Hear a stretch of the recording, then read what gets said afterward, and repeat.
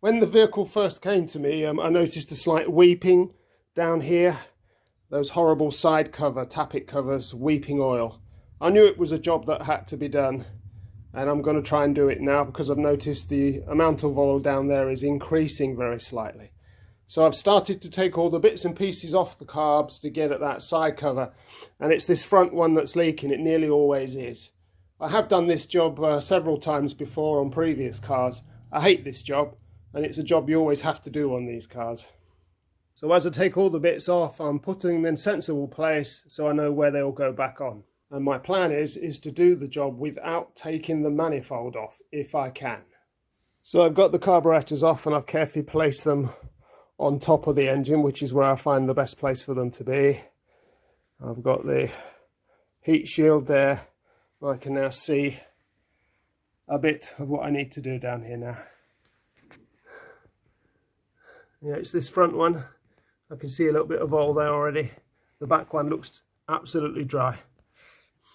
So the front one's the one.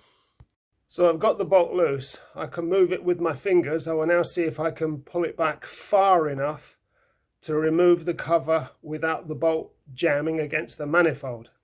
So when I got the cover off, a rubber gasket badly deformed, that was the problem. You can use cork, you can use silicone, but I'm going to go with like for like and put a rubber one back on. I've used a proper cup and washer for the bolt instead of the washer you can see on it. So I'm going to put it back on very carefully, and I will not over tighten that gasket so that hopefully it won't leak anymore. Here I'm soaking the side cover in a little bit of fuel to clean the interior bit of it. I'll just soak it for a little bit to clear up some of that mess in there. You can see it's going very dark, just to clean it up a little bit. And I will dry it very carefully outside in the sun before it goes anywhere near the car. So I completed the task.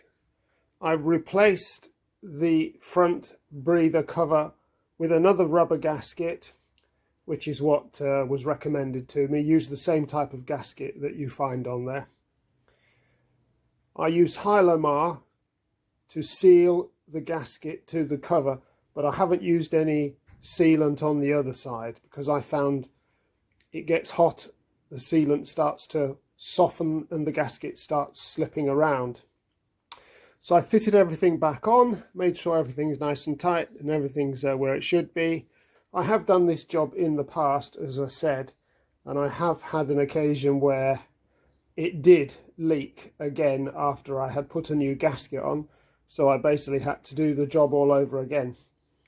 So as far as tightening the bolt goes, I used a cup and washer on it. There wasn't a cup and washer with it, but I bought one and I put a cup and washer on the bolt for the cover, and I tightened it by fingers, and then I tightened it just enough with a spanner so that the cover would no longer move. I tried to move it, and if it would wiggle slightly, it just needed to be a little bit more. Once I could no longer move it, I tightened it 1/4 turn, and then I've left it.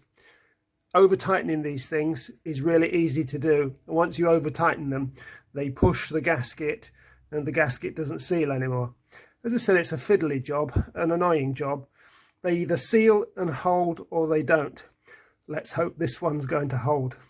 I suppose worst case scenario is even if there's a tiny weeny little bit of oil squeezing through, I can live with that for a while because, you know, these things are never all tight. So a little bit of constant loss, yeah, I can live with that as long as it's not gushing out.